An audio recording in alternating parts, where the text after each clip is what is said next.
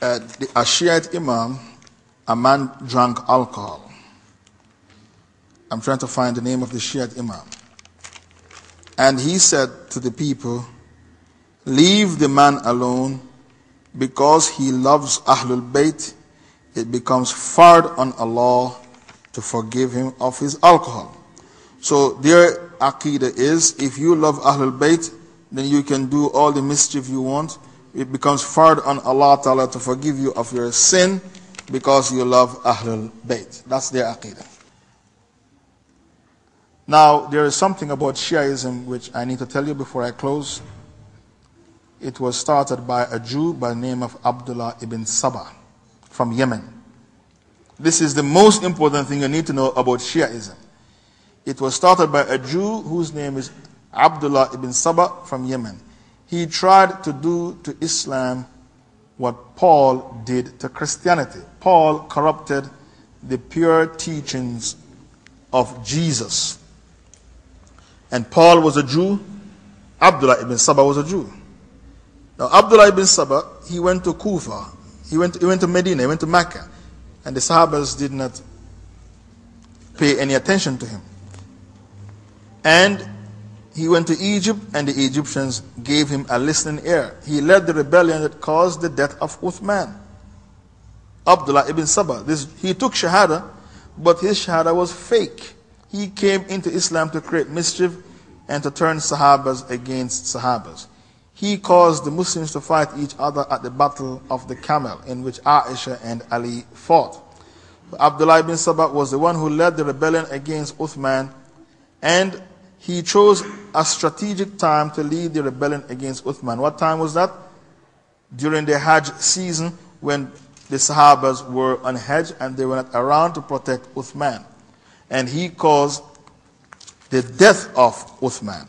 So people jumped through the window of Uthman and stabbed him and killed him. But his blood fell on an ayah of the Quran. Which ayah? Baqarah 137.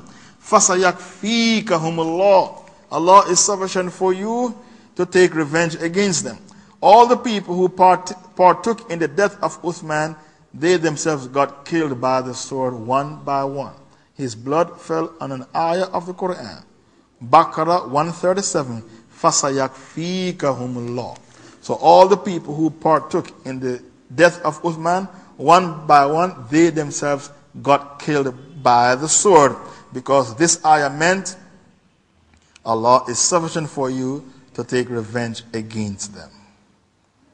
Sheikh, what is the position of nikah in terms of Shia, of the Tamen? Mut'ah. The Shiites believe that you can marry a woman for 1 hour.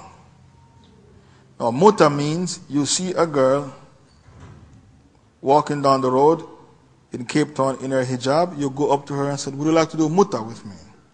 And she said, for how long? You said, 1 day or 1 night.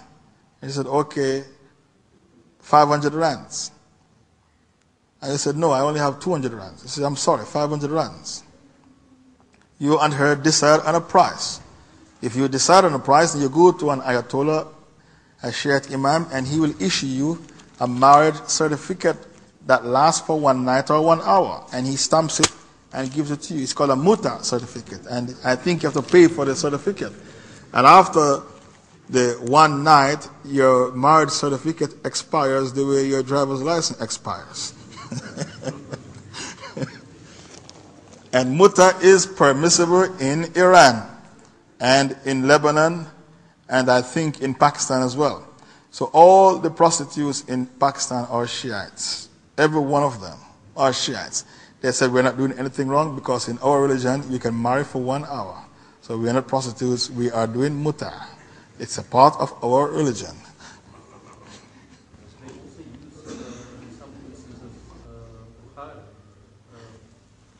Whenever you debate with a Shiite, you cannot use hadith.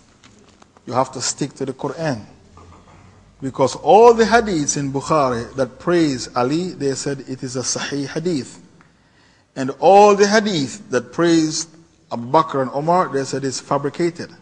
Now the hadith which I've just quoted to you, Ibn Omar hadith.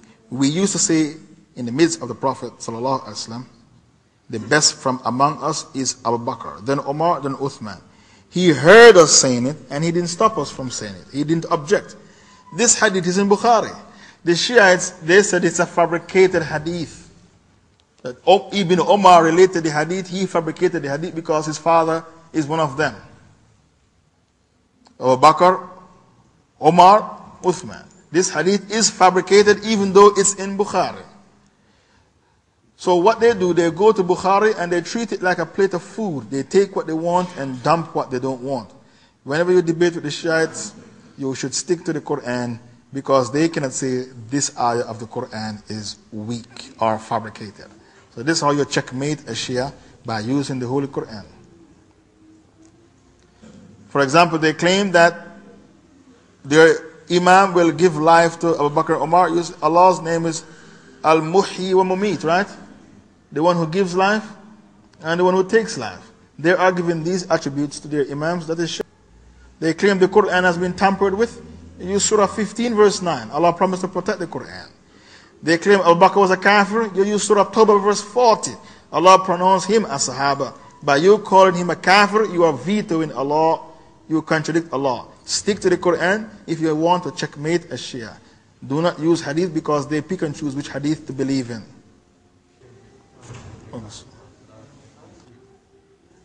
You mean as-salatu khairun min an-nawm? You know what they're trying to say. First of all, Allah's Prophet said, "Wa alaykum bi sunnati wa sunnatul khulafa ar-rashidin." Follow my sunnah and the sunnah of the four guided caliphs. For example, 2 adhan for Jumu'ah Salah was introduced by Uthman, and the Ummah of Muhammad accepts it because Uthman was one of the 4 rightly guided caliphs. So that statement of theirs doesn't stand up to scrutiny. Now, Shiites don't do Taraweeh prayers. Shiites don't pray Taraweeh. Every Ramadan you pray 20 rak'ah Taraweeh, isn't that so? Shiites do not pray Taraweeh prayers in their masajid. They said Taraweeh is a bid'ah, one of the bid'ah of Omar, and because they hate Omar, they refuse to pray Taraweeh prayers. Shiites don't believe in Taraweeh.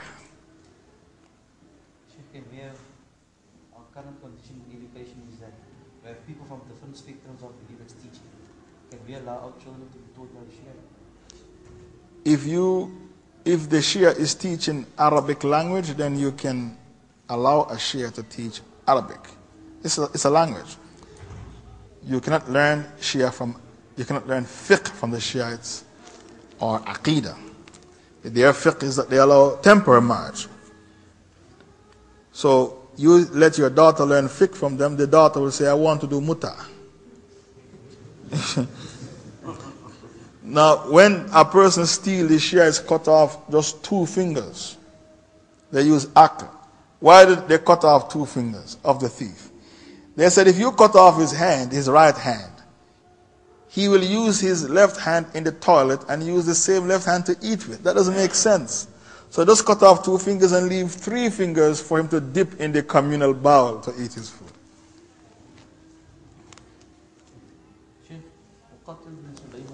Muhaddith is the person I told you about, Khulaini, who compiled the book Al-Kafi. Al-Kafi is their Sahih Bukhari. That's their Bukhari, and 95% of the hadith in that book are fabricated. The Peak of Eloquence, Nahjul Balagha, is a book they claim are the sayings of Imam Ali.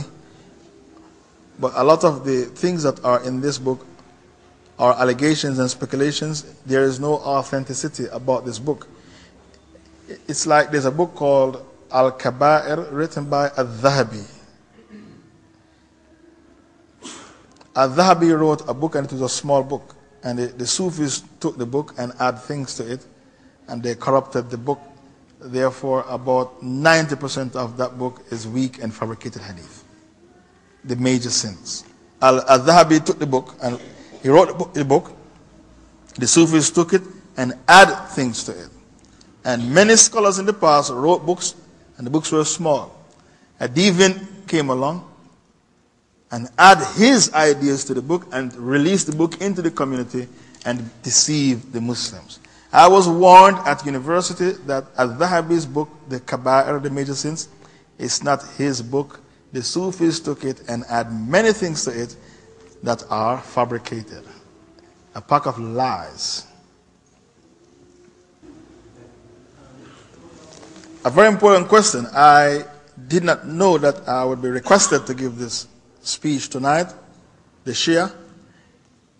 Had I known, I would have brought a Shiite tape from Pretoria in which somebody secretly taped the Shiites speaking